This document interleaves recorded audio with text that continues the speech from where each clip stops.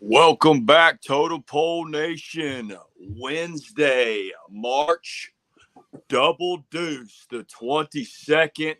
Happy birthday, Jared Lovard. I want to throw that out there right now. Get that thing out of the way. What's going on, Coach? How we doing this morning? Just representing Totem Pole Nation to the fullest with a low man on the totem pole. There's nobody lower, but the low man always wins. Ooh, the low man always wins, especially in the trenches. And speaking of the trenches, let's get right into it, man. Let's talk about that podcast, that legendary podcast last night. Coach Jim McNally, Coach Marable, representing the 305. I mean, two of the hottest minds in the business, and especially on that offensive line business. So, yeah, man, let's dive right into it.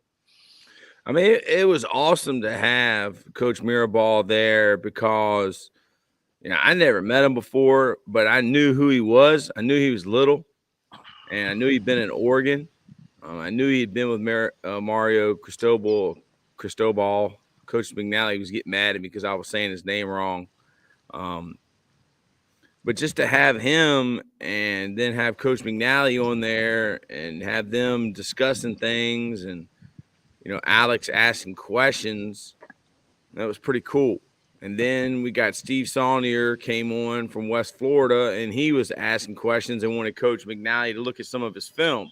So Coach McNally did 2 hours and 45 minutes last night. Wow. That is a legendary podcast right there, man. So blessed to have him stay on. And I mean, and anybody that follows him, which should be everybody listening right now, I mean, the guy is up at, 0:30 in the morning putting up stuff on Twitter just to share his knowledge. You know what I mean? So pretty admirable thing for him to bless us like he did. Well, you got the Seagulls are out tonight or today.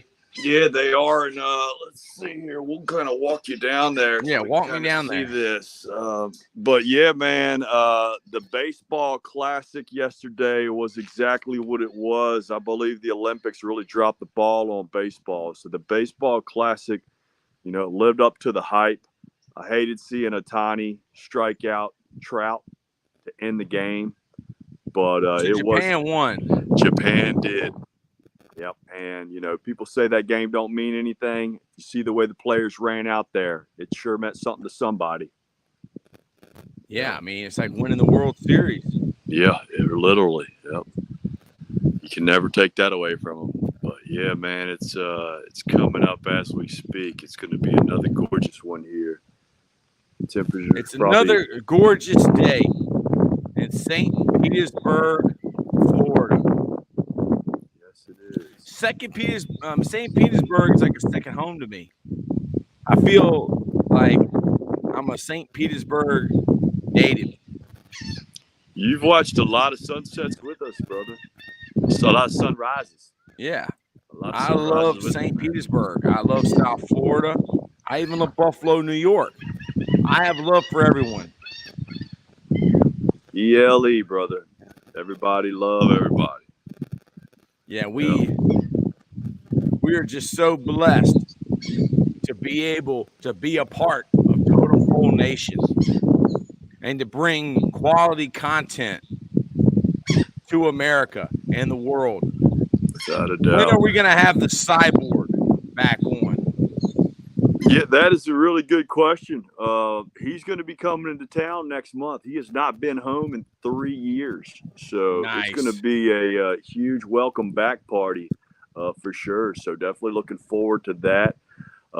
They're trying to find him an opponent, man. Nobody wants to fight the guy. You know what I mean? It's tough business, man. Nobody wants to fight the guy. So it may be time for us to start calling people out. If he doesn't want to be the bad guy, we could be the bad guy. We could be the bad guy managers. Yeah. So just ask him, say, who do you want us to call out? Yeah, man, without a doubt. Because I'm ready to start talking some smack. Speaking on that, there it is. She's gorgeous. But speaking on that, I just saw where, they were asking Johnny Bones Jones, what would be his, dream fight. And you know who he said? He said Brock Lesnar. He said Brock Lesnar, man, it's all about the money. You know, nobody's That going would to be draw. huge. Nobody's going to draw people like a Brock Lesnar does. So yeah, that's what he had said. I don't know if that's going to be something that's in the works. Brock Lesnar's not going to fight him, man. Yeah, he should. He should. He's Yeah. going to lose. Yep. Exactly. I'm not an MMA guy. All right. I'm a lover, not a fighter. But I would put my money on Mr. Jones. Yeah, I totally Before agree. I put my money on Brock Lesnar. Yeah, Brock's days. I mean, he couldn't even beat Triple H. Hey, man. I don't even know if they ever wrestled. That sounded good. Did he lose to Triple H? I'm pretty sure he did, man. Hey, I mean, everybody loses to everybody. Everybody loses eventually. to Triple H. The game. Yeah. Hunter Hurst Helmsley. Yeah, you're right about that, man. We might have to dive into that and start calling folks out, man. I mean, nobody wants to fight him. He's officially a pro, so yeah, man. I'll have to get in contact with him, see what he wants, see if we can make that happen. So Jerry Jeudy. I'm looking here. I'm seeing Jerry Jeudy. Yeah, wide receiver from the Broncos. Is he? They've been talking about him getting traded, possibly the Ravens. Have they pulled that trigger yet? It looks like New England wants him. The Patriots right? continue to be linked to both DeAndre Hopkins and Jerry Jeudy. That's interesting. You know, they picked up Juju Smith-Schuster here in the offseason, so I guess they're looking to solidify that wide receiving core and give Mac Jones a few more weapons. So Jerry Jeudy spotted at Logan this morning. He must be up there. Okay. In Boston. That's good stuff, man. That's good insight. Yeah, man. That'd be a good pickup. So there's one piece of information. We've already talked about Team USA losing to Team Japan. Yeah, Did you see where Mike Tyson got into a fight with a little baby? I did not see that. Yeah.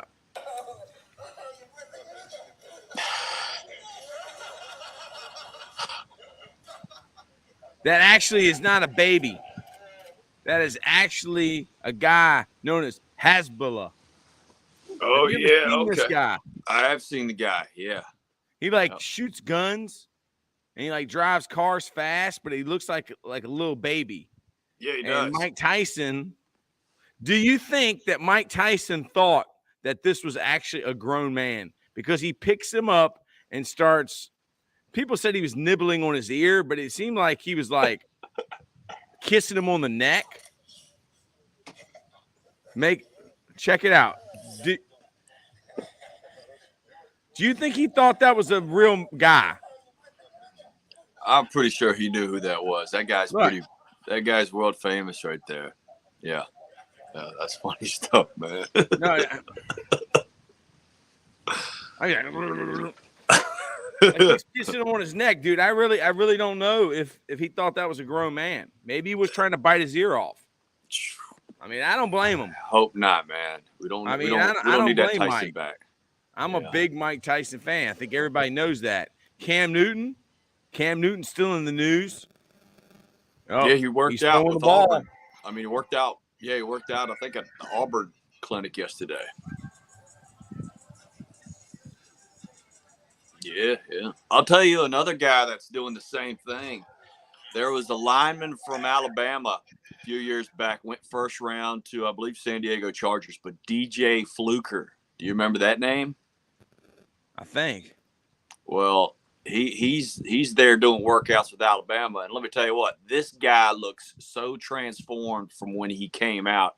I mean, literally, dude just looked like a big offensive lineman, a little on the sloppy side, I would say. Now the dude comes out looking like, Zeus did in his prime wrestling against Hulk Hogan back in the day. I mean, dude looks freaking shredded. I guess he got his life back together. But yeah, man, trying to get back in the league, pretty amazing thing. But yeah, I saw the pictures of him and I was like, man, that could not be the same guy. Unbelievable. Yeah, I don't know what the guy waited this long for to, get in that kind of shape when you play. There's Kenny. That position. That's my man Kenny Brooks there from Richmond, VA. Oh, my man Matty Ice in town too. Yeah, yeah, good stuff. Yeah, I got great news. Got my buddy Matt Davis coming to visit us from Michigan this upcoming week. So I know he can't wait to get out of there. That's the guy we talk about all the time. Where, he's up there plowing, getting the place straight so people could get to work and get home safely up in Michigan. They've had a hellacious winter time. So yeah, he can't wait to get here. Let that sunshine hit him. Hang out with his boy Kyle Andy. We get workouts in all the time. So yeah, looking forward to having him down for a week for sure. Yeah, and I messed my screen up somehow, but it'll be okay. I can't see all the Ohtani versus Trout. So he struck him out, huh?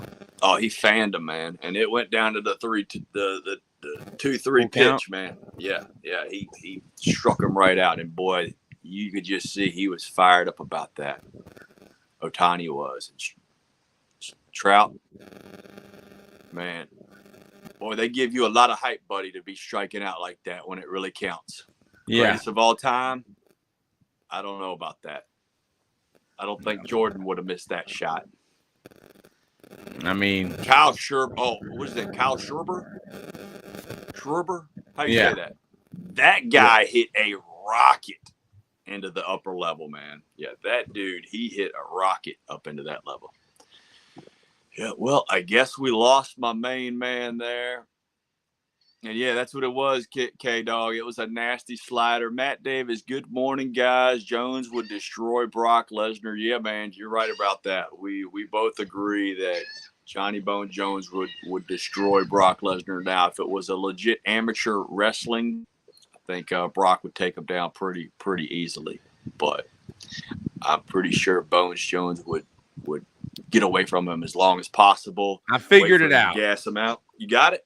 You locked in? Well, if you do like this on your mouse, or you do like this on your mouse pad on your laptop, it zooms in or zooms out. Okay. Man, we're teaching stuff. See, yeah, it's zooming in and out on mine. Just like you do on your phone, when you go like that to make it bigger. Yeah. Yep. It's the same thing. Kenny Brooks said with the nasty slider. But the Lions, they picked up some good people in free agency. Lions going to be tough, man. They definitely got a lot better in that secondary. And, I mean, they hold, I want to say, at least 3, maybe 4 picks in the top 50, including like the 8th pick and the 18th or 16th, something like that. Yeah, and they picked up another guard that used to play there. So, yeah, man, they're doing big things. I thought they were definitely trending up. They would have been a team that they made the playoffs. I think could have gone in there and shocked somebody. Let me ask you this, Coach Taylor. What are you guys hearing there locally about maybe Magic Johnson being a part owner of the Washington? I haven't heard anything program. I don't really care as long as Dan Snyder's not the owner. Yeah. Because it's time for a change, man. I went to the game this year, the Giants versus the Commanders, and the Commanders have such a strong, loyal fan base. And, when you look at their fans, I mean, you see diversity. And you see a team, the fans they represent their city of, the district, Washington, D.C. And whenever we go to D.C., we got to listen to Go-Go. We always do. The Backyard Band, the Junkyard Gang, the Huckabucks. I'm thinking of some other guys. We got our guy that played at Virginia Tech's dad. He was the godfather of Go-Go. Brown. Yeah, man. I listen to Go-Go when I go to the DMV. The fan base. What they like up there, because I represent Virginia and also the DMV. The fan base deserves more. DC fans, huge fans. Look at the XFL team, averaging 13,000 a game, and the Beer Snake is awesome. I don't know what the beer snake is, but I know the head coach is Reggie Barlow. And Reggie's a great man. You know, I would call him a friend, but I coached against him at Virginia Union, but he always came and spoke at our clinic. He's always been a player's coach. Guys love playing for him at Virginia State. He did a great job there as the head coach. And then with the assistant coach, I mean, defensive coordinator is Greg Williams, isn't it? Offensive coordinator is awesome. I mean, he Is he came not the by head here, coach? man. Huh? Is Greg Williams not the coach, head coach? I think Greg Williams is the defensive coordinator. Is that Isn't right? he? I thought he was the head coach, man. Remember, I sent you. I could be wrong, man. I sent you a picture of him this weekend. I don't know if you remember it, but remember his nose was all dotted up. Actually, could have been the blood. head football coach of the DC Defenders is Reggie Barlow. Okay. Gotcha. Good news. The DC Defenders staff includes defensive coordinator Greg Williams, Jeremy Watkins, Jamie Sharper, who's from Richmond, Vernon Dean, who was a corner for Joe Gibbs and the Redskins. He was the corner coach, the DB coach at Virginia State. Shannon Harris, great guy. Shannon Harris is awesome, man. He was head coach at I think it was Tennessee State. Okay. And Fred Koss, he was the O-line coach at Hampton, I believe. At one time. It's awesome to see them get, a lot of coaches that are very familiar with that area. Yeah, you're right, man. And that's probably why they've had so much success. Without a doubt. And Kenny is correct. Kenny is correct. Kenny, you need to be, after you get done playing, you need to be working for them.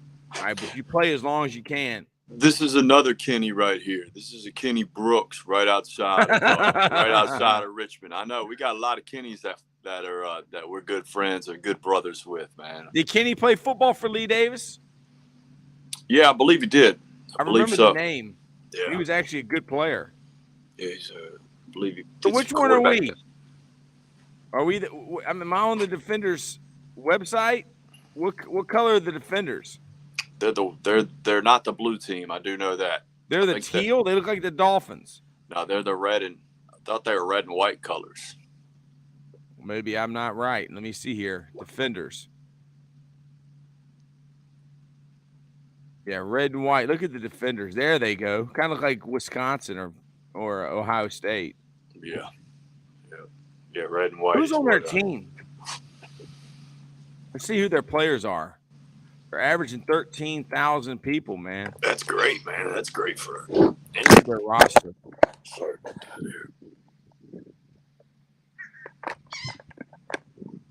Eric Dungy. Oh, they got Derek King. Oh, yeah, quarterback. He started over Kyle Trask in high school. Did.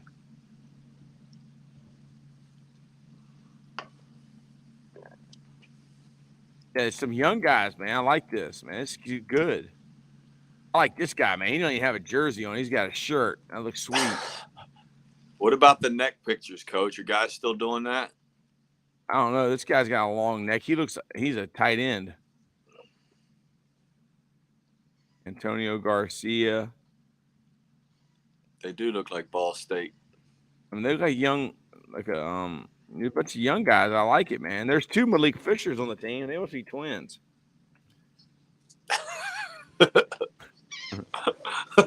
No, they just look a lot alike. And they got the same name. Jamal Brooks from South Alabama. Kenny said they got about 6 old Redskins on there. So, yeah, you'll know those guys. Oh, I don't know, dude. Yeah. Got some Shepherd here. John Neal. So that's good, man. Are they one of the top tier teams? Ellis Brooks. This kid's from Benedictine. Wow. He was like a 5-star coming out of high school. Used to be a baseball player named Ellis Brooks. Oh, Ellis Burks. Yeah. Red Sox. Markel Utzi, Rick Tisdale. Rick Pitino, coach at St. John's. Wow. Where was Patino man. at last? Was he Iona? coaching the state pen? I mean, he could. I like him. I like Iona. him because when he comes, he brings the mafioso with him. He does. He does. Yeah, and he brings a big bag. Usually, he brings a big suitcase. All right, there's the coaches. Yep. So I know a couple of these guys. It's pretty cool, man. That is awesome. Yeah, they're 5-0, man. The DC. Man, good. I hope they win a championship, man. Reggie Barlow. Defenders, right? Reggie was the head coach at Alabama State. He was offensive coordinator for Alabama State when they had DeVaris Jackson, I think. That name's familiar. Was he a wide receiver in the league for a while? No, he's a quarterback. Looks just like Michael Vick. Okay, gotcha. Just before his time, man. Before they had quarterbacks moving around like that. I mean, this guy was actually after Vic. Oh yeah, okay. This is him. Is that Seattle he's with? Yeah, he was with a couple. He was a couple different teams. Okay. No, that's Tavares Jackson, man. That's who he coached. Oh, okay. Reggie Barlow was a receiver and a returner for the Jacksonville Jaguars and for the Buccaneers. Oh, see, I nailed it then. Yeah, he was a receiver. Okay, he was with the Bucs. That's right. I did know that name. Yeah, he was, and he played for Dungy, and he was with the Jaguars, but he coached this guy at Alabama State. Cool, man. Cool. He was at Arkansas. Started 14 games.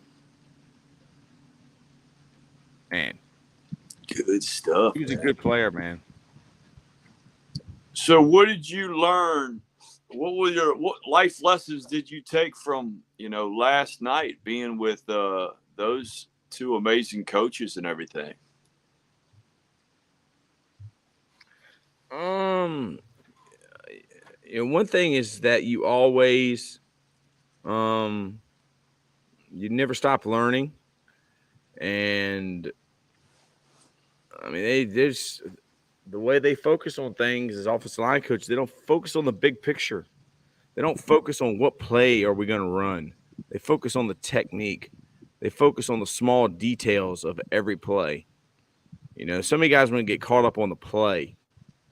And really, it ain't the play. It's the execution of the play. All right, so we got some comments here. Yeah, Kenny said 6 old Redskins. Oh, yeah, I already ran through all 5-0, and then Jim Tim said, guess who I just talked to last night from Last Chance U? Well, I think there's probably only one guy that anybody knows from Last Chance U. That would be Coach JB. He reached out on Twitter. Cool. Jim Tim, I think you need to take the spot that was vacated by Sarah Blake Cheek and go on to Jason Brown's show. Be the man. It would be a great opportunity. You have to move out there, live with Coach. But hey, they have a good time. Kenny Brooks, Ron Cunningham is the first running quarterback that was before his time. Fran Tarkenton could move. Yeah, Fran. Steve Young could move. St. Louis, the XFL Battlehawks. 38,000 fans at last game. That's Kenny Thompson up north. That's our guy. That's the football player, Kenny. If that's not the football player, that's his pops. That's his dad. That just shows St. Louis needs to have a football team, man. They do, man. They do. Hey, I just saw some news. Your boy might be back as soon as tonight. Ja Morant. Yeah, well. What's your thought process on that? I mean, my thought process is the same thing I've basically been thinking since last summer when he went on Instagram Live while he was drinking and everything. And I mean, the kid's 23 years old. He can drink if he wants to, but to go on Instagram Live and be wilding out and, drunk and, just basically just showing off everything you got. And I mean, that's up to him. Whatever image he wants to portray. I think he's a good kid. I think he's got a good heart. I think he maybe surrounded himself with some people, that's bad influences, but the night. I mean, he'd already done some stupid things, man. I mean, he beat up that high school kid that was playing basketball over his house. Then he went to that mall and got into it with the security guard. Well, I mean, heck, I probably done worse than that in the last year. He, he didn't really learn from those circumstances that occurred in July, and then, I mean, it comes out. They bring it back out. Powerade, and maybe that's what caused it. Was like when he broke the thing with Powerade. Then these people re-release all this stuff, and then he goes, to the strip club or whatever in Houston and spent like $50,000. And then after the Colorado game, when they played the Nuggets, that's when the whole incident with the gun occurred. They lost, and he'd been drinking, and he's flashing a gun or whatever on the thing, and sounds like he needs maybe a mentor like a David Goggins or somebody like that, man, or an Allen Iverson, like you said, man. I listened to the interview with Jalen Rose, and he claims it wasn't his gun, and he was handling stress the wrong way and all this stuff. I mean, we'll see what he does when he comes back. I mean, yeah, you just pray for the guy. I don't know. If that's the worst thing he ever does in his whole life, he'll be all right. I mean, a lot of people have done worse. Without a doubt. Just learn from it and don't let it happen again, man. Absolutely. So yeah, man, we got an awesome text message last night. You want to hear about it? Mm-hmm. Yeah. So one of our clients, that's been having some, massive, depression and stuff like that. It gets so bad, man. People don't even want to get out of the bed. Oh yeah. It's terrible. And but we got a message last night that one of our clients, for the first time in a couple of months, made dinner for the family. First time, long time. So that right there is just huge, improvement. And it's just so motivating, man, when you realize how bad somebody's hurting sometimes, and then how they can do something like that, and how inspiring that is, man. It's just it's what you're doing it for. When you hear stuff like that, you hear how bad people are doing, and then they're able to do something which might seem tiny to you and me, might just seem like an everyday task that we do, but for somebody to fight through this and to start feeling improvements and to start changing their lives, that's what I always say, man. It's always the small daily habits, those small little things over a long period of time can have everlasting changes, and for positivity. You know what I mean? Like it's not one thing that you can do that is going to change your life. It's cultivating many a good deeds and many a good habits, So yeah, man, got that text message last night, and it was a game changer, man. It just felt great to know that what we're doing is working. So yeah, man, just wanted to share that, man. Well, when you posted inspiring yet savage, I see you got Randy the Macho Man Savage. Where's that coming from? What do you think about that? Inspiring yet savage. I think of how a lot of coaches, probably how players probably look at coaches sometimes. I really like, some people are like the rah-rah coaches, the coaches that yell at you, that they're doing it all for the wrong reasons. Well, for me, like, those guys are the ones I really love the most. You know what I mean? Because they were on you, and they weren't on you because they didn't like you. They were on you because they loved you and they wanted you to get better. And maybe you were, messing around, or maybe you weren't focused. I always love those coaches that would really get after it and be fiery and yell.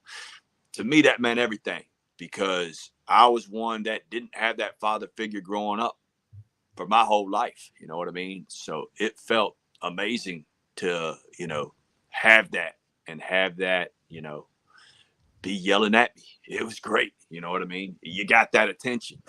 Sometimes people want the attention and then you get it and you don't want it. Oh man, it was great. And so a lot of my coaches, man, that's how they were, man. They were very inspiring, yet they were some very, very savage guys, and I Mm-hmm. respect them all because they could have been doing anything they want with their time. But what are they doing with their time? They're over there looking after this knucklehead. You know what I mean? And it made me Yeah, who I am today. And that is motivating. that's why I inspire. That's motivation.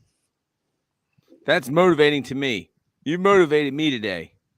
I feel like I'm gonna get up and go run through a brick wall. Yes. I'm gonna put my Coach, head to a wall just again. open the door and walk through it. All right. We've done this before. Yeah. But yeah, man, I guess I'll just give a shout out and we'll wrap this bad boy up if we can. Big Yeah, shout man. out, Cultivate Wellness. Check us out. Go to our website, cultivatewellness.com. My beautiful cousin Julia is going to be in store on the south side, Midlow. Check her out. Tell her what's going on. She'll get you squared away, treat you like family. And yeah, big shout out to St. Pete Rejuvenate. We are currently doing a raffle. We are raffling 3 ketamine infusions away. All right. It's been, the research on it has been amazing, but definitely do your research, get a doctor referral, enter your information, go to the website. All right. Anybody, dealing with, severe depression, PTSD, send them our way. This treatment could change their lives. It's a big deal. So, but yeah, check us out. We do everything. We do a lot of stuff there. There's the Ozempic shots that we're doing, helping people lose weight, changing their lives. We just had a couple clients that went out of town on vacation. And you know how it is. Every time I go on vacation, that last vacation was 7 days, and I came back 9 pounds heavier. Right? I'm back down to where I was, but that's what you do on vacation, Well, 2 of our clients went on vacation. One of them lost a pound or 2, and the other one did not gain 1 pound. And they said they always gain weight on vacations. So there you have it. But yeah, facials, Botox, Brotox, we take care of the whole thing there. Just let us know. IV hydration. You got a big weekend coming up. You don't want to be feeling terrible going into the work week or for the rest of the weekend. Give us a shout. We'll take care of that too. But yeah, besides that, Totem Pole Nation, we love you guys. Coach Taylor, man, way to continue crushing it. Not only early in the morning, but late at night, man. 2 hours and 45 minutes. Jacked. Yeah, we love it, man. It was exciting. But besides that, guys, we love you guys. Coach Taylor, anything else out? No, brother. Thank you, man. All right. We love you guys, Totem Pole Nation. To the next episode. See y'all.